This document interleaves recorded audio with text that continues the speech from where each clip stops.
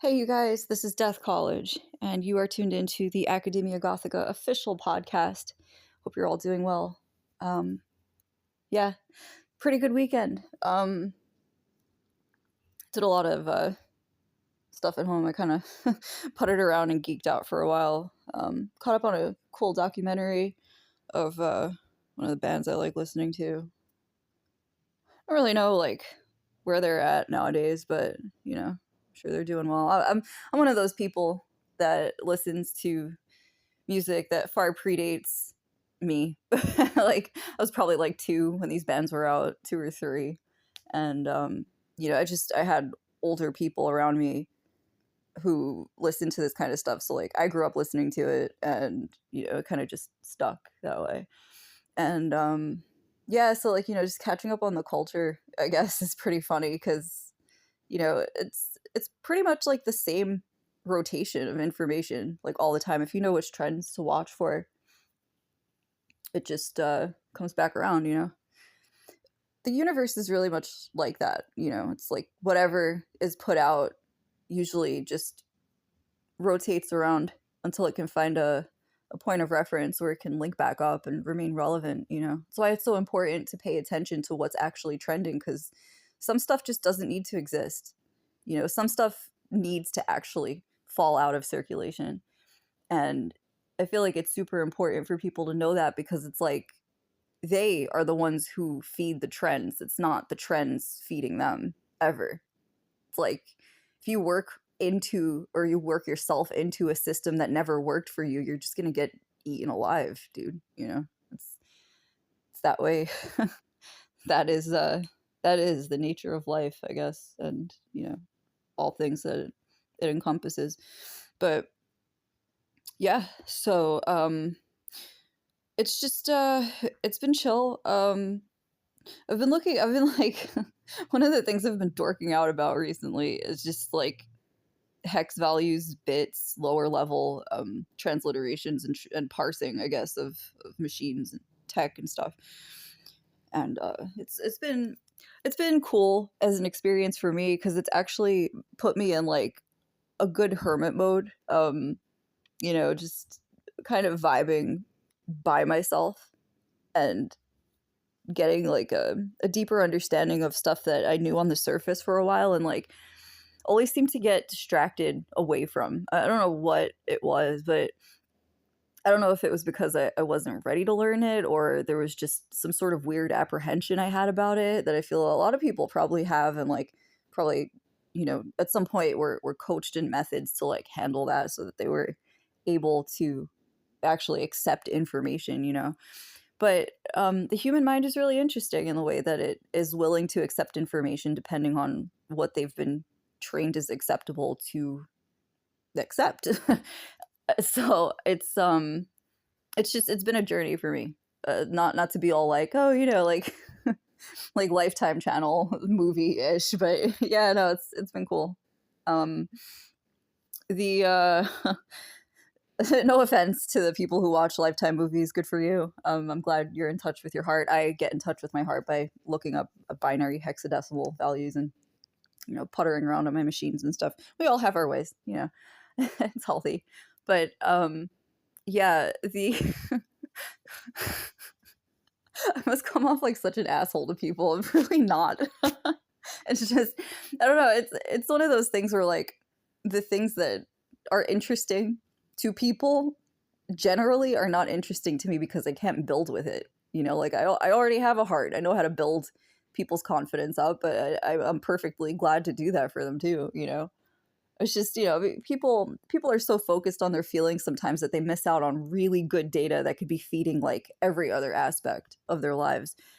And it's a spiritual thing, it's an emotional thing, it's an intellectual thing. And sometimes you just got to trust that what's around you isn't always bad for you, but you have to be prepared in a way. Like I myself have had to teach myself how to be prepared for the things that I never even knew existed.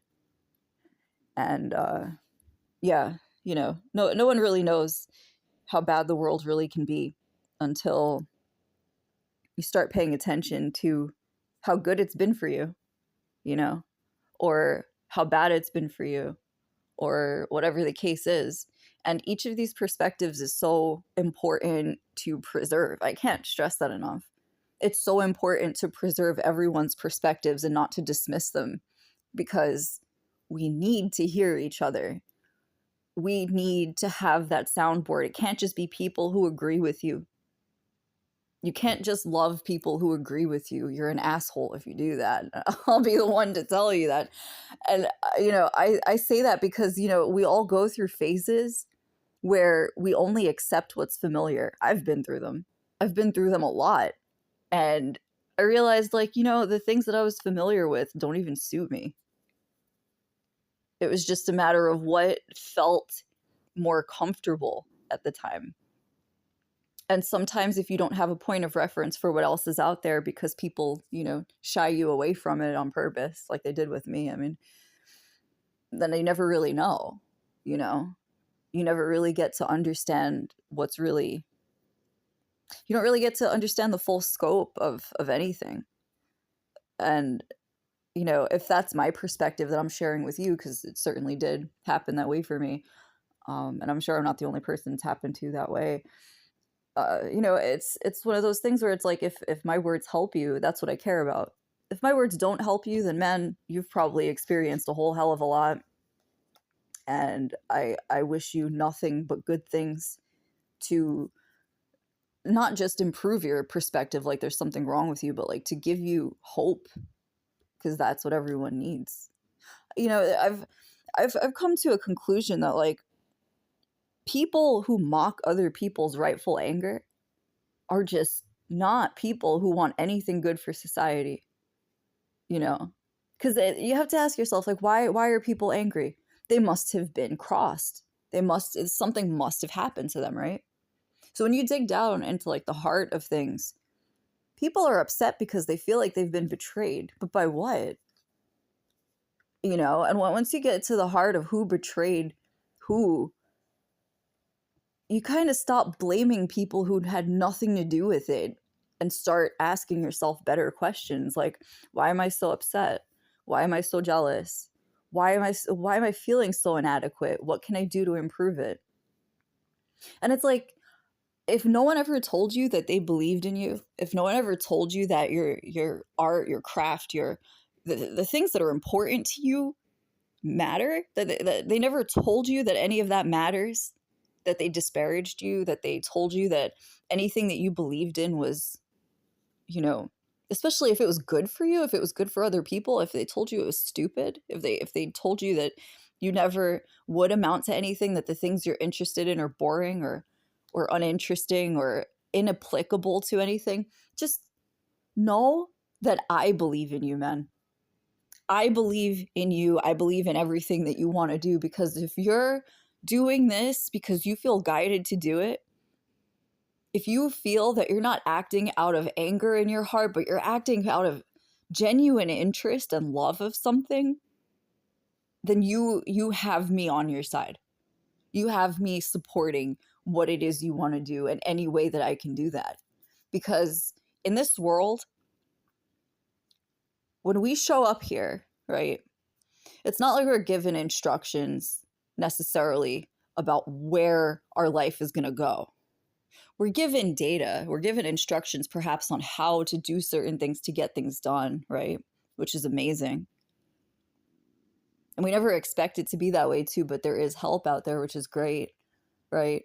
But despite the twists and turns that sometimes life can throw at us, because we don't realize we're actually on a ride, and we can laugh and we can relax and we can understand things that way, right? That's how it's supposed to be. So, when things lead us away from that, we're not on the same ride. Somebody's, leading us somewhere else, and we have to consider what that means for us in our decisions. Especially, we have to be able to be in touch with that. So, despite the fact that we don't always know what's around or what's going on, and it depends on the risks we take based on our intuition, our feelings, our knowledge, right? The information we collect matched with the information we hold in our hearts, which is why it's so important to have a heart, because then we can use that data to do something really, really important and really great for the world. And it's a question, what does the world need? What does the world really need? Well, the world needs love and it needs attention, sure. But the world really needs direction, man. It needs things that inspire them. Now, not everybody is inspired by the same thing, right? But it's important to preserve the people, the witnesses of what it is that has become inspiring to them so that they can gift it to other people. That's not to say that everybody has to be, on the same page about what inspires them. Not everybody's going to be inspired by the same thing. But without inspiration, what are we? What are we really, like, as people? If there isn't a way for us to be in touch with what it is that inspires us, because we've lost touch with that, we've lost hope in ourselves, we've lost the ability to understand who we are to be inspired, because we lost ourselves in, problems, really. We lost ourselves in problems or things that were meant to be seen in order to defeat us, meant to be heard in order to defeat us, and so on and so forth. If we lose hope in what it is that we know ourselves and always held important, regardless of what age we were, to lose sight of that, if we can't hold sight of that or hold an understanding of what that means to us as we age, that is a premature death of the spirit. That's not what we're meant for. I don't even care what creed you follow, man, because I feel like everyone has a reason for the creed they follow. Some people choose it, sometimes it chooses them. I understand it. But the one thing that I will say is, regardless of what faith you follow, you're never bigger than God, man. And I say God because, like, God is the universe. God is everything. Every matter, every cell, every iota of existence. Every type of collection of what is, be it logical or illogical, right? This is what we are. We're part of a fabric of all things that don't exist in a negative space, where we are all the minority. We are let to live. We are let to exist. We're literally what is left when all else is void and not present. So, like, we're really special as people. It's not to say that being special means you can't be humbled, but every one of us matters. If we made it here and we are alive and took a corporal form of any kind, we have something to do. We have a purpose. It doesn't mean that life in every facet and every happenstance is ultimately going to have, constant meaning and assurance of this. No, some things really are kind of pointless if you choose to make them pointless, if you choose to leave them pointless. But if you have a purpose and you're in touch with your whimsy and you know who you are and you know what you care about, and you don't lose touch with that, I mean, that's the goal. That's who you are. And that's what you came to do. For all you know, what you know is what someone has always wanted to know. So it's important to be able to share that, to express that, to give that to people as a gift. Could you imagine that life is just one big Christmas party and we're all supposed to be giving each other gifts? When you look, like, it's just, your gifts are what you give to people. It's like what you have to give, what you know to give, what you like. You give that to people, right? Because it's out of the goodness of your heart. That's literally all life is. There's no incentive. There's no, oh, because I had to do this. Because, like, yeah, there are going to be responsibilities. Like, yeah, you might have to wrap a gift. You might have to present it a certain way for certain people. You might have to, put on an ugly Christmas sweater once in a while. Just for fun, like... But the spirit of it is the same. The spirit of life is the same, as any holiday, really. It's to celebrate. It's to celebrate each other. It's to celebrate what we have, our opportunities to be united with our universe as we are. Our celebration is understanding our universe. So what a thing it would be to take that celebration and turn it into something that's riddled with, you know, pranks and disappointments and things meant to break people's hearts and things meant to change people's perspectives for the worse on a day where it's Christmas. Like if you look at life as if every single day was supposed to be like a Christmas for your heart, for your soul, for your connection with your universe, right? With other people in the universe.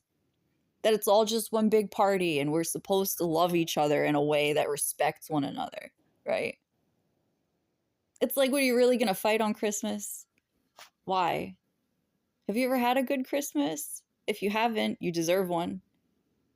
You know, but that's the thing. It's like when these hallowed events, when these really like genuine expressions of good will toward man can't be celebrated in people on any day, and it requires a reminder every month to tell you like, yeah, no, you should be celebrating, you're okay, right? It's difficult to celebrate when your heart weighs 80 pounds, right? It's difficult to celebrate when you feel like everything is hopeless because other people will not let you celebrate, when you won't let yourself celebrate. It's difficult to do that. So, do those people belong at your Christmas party? No. And that's where law comes in. Law defends the party. Legal things are supposed to defend how good the party is, how good the party can get for all of us, right? But I'm not here to talk to you about law either. It's just like too many people rely on the law to tell them what's right and wrong. If you're at a Christmas party, do you have to call the cops and ask them, hey, what's cool to happen at this party? No, dude, you be gentle and decent to each other. That's all. That's any holiday. You're gonna call the police on a holiday and be like, hey, by the way, you know, I just wanted to check how much I could get away with being an asshole to this person on a day that's supposed to be like a really cool day, right? No, you don't fucking do that. So like, why is it in people's heads that everything has to come down to what is legal when they could just be decent to one another? Because they know that it's going to be good for other people. Like, where does this anger and hatred and resentment and the will to destroy other people come from?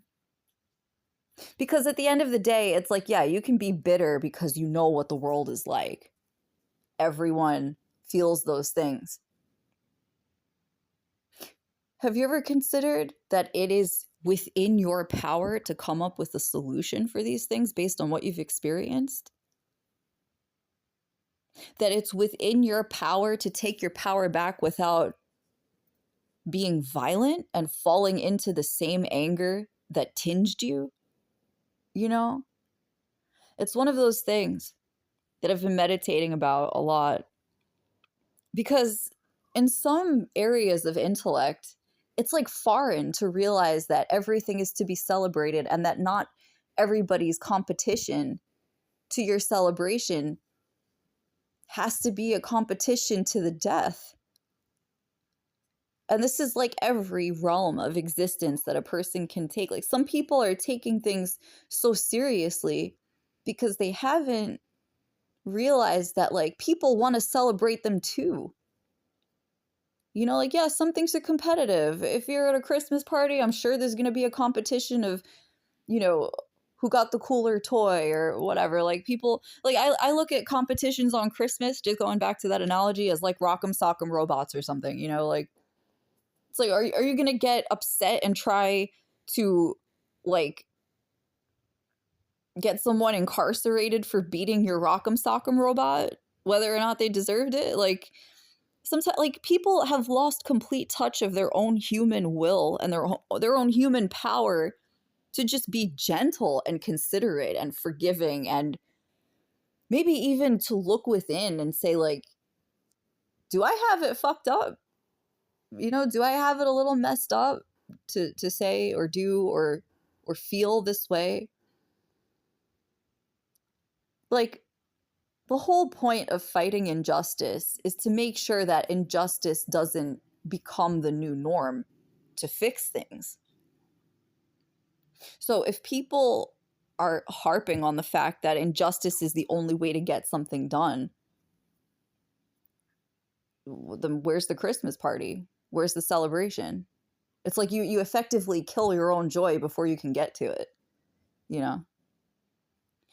But yeah, it's a tough pill to swallow, that that idea. But you know, what's even more sad is that people would rather take a Xanax or, you know, a drug or something than come to terms with the fact that they're a decent human being and they deserve to build themselves into what they want to be. And that if it hurts, they just have to get away from the people who are hurting them. They have to make sure that those people understand, like, no, I get that you want to be there and you want to fix this and you want to make things go your way, but you're not in my realm, man. I'm building things. You know, people need to know that they have the right to feel that way about themselves, to feel important, because they are important, but they don't have to be important at other people's expense, because this is a party. You know, it's supposed to be a party.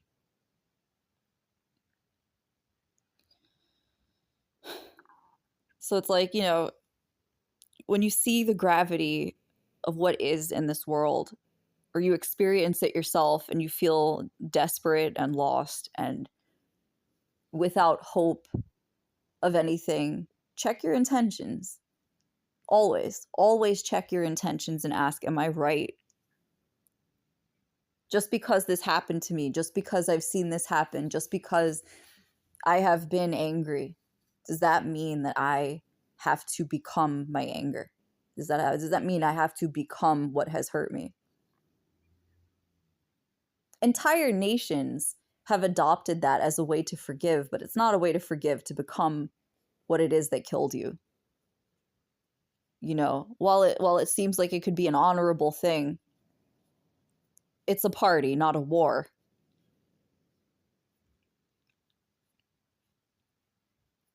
Anyway,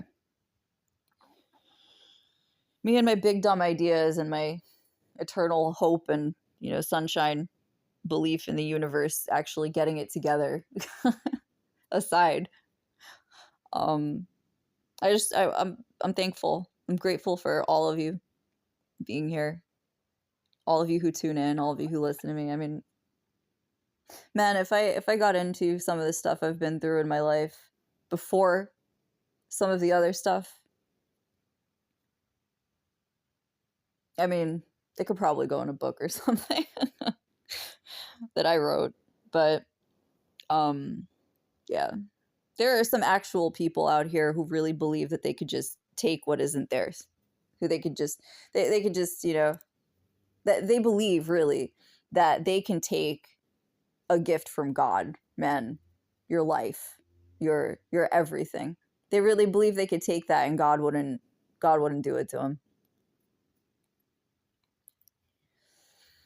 And it doesn't matter what title, what name, what God you believe in, what universal force you believe is watching, witnessing, paying attention, noticing, delving into the karmic realm to dish you back what you gave out, right?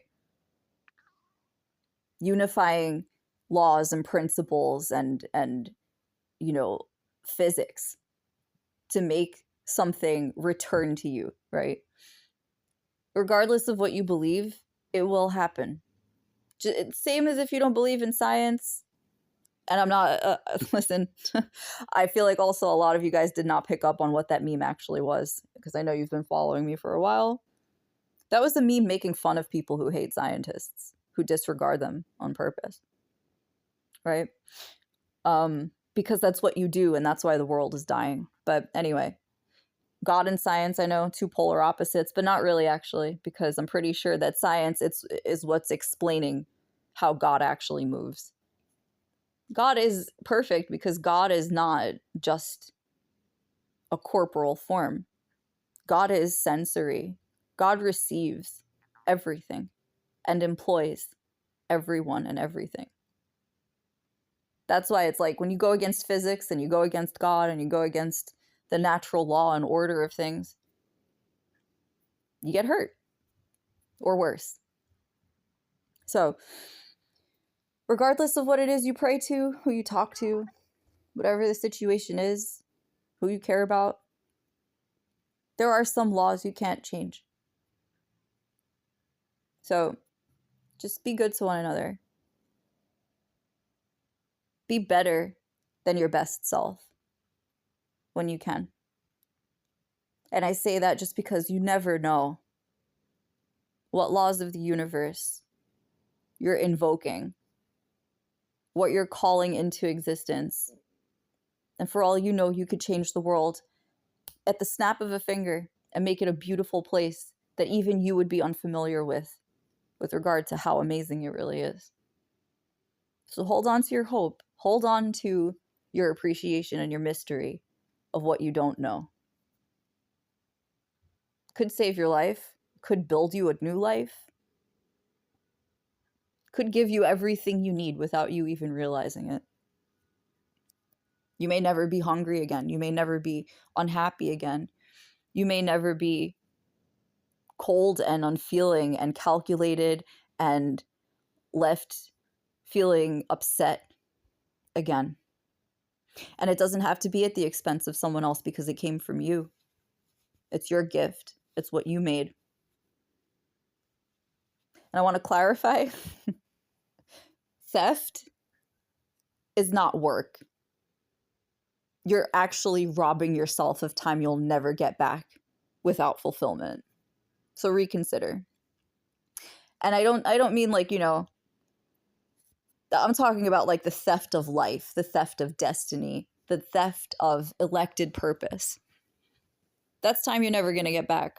But it's going to be time that's given back to you in another way that you did not want to serve it. You could have served it free and happy and chill with your loved ones at a party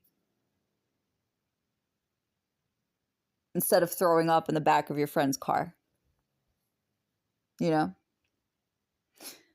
This is Death College. I love you guys. Have a good night.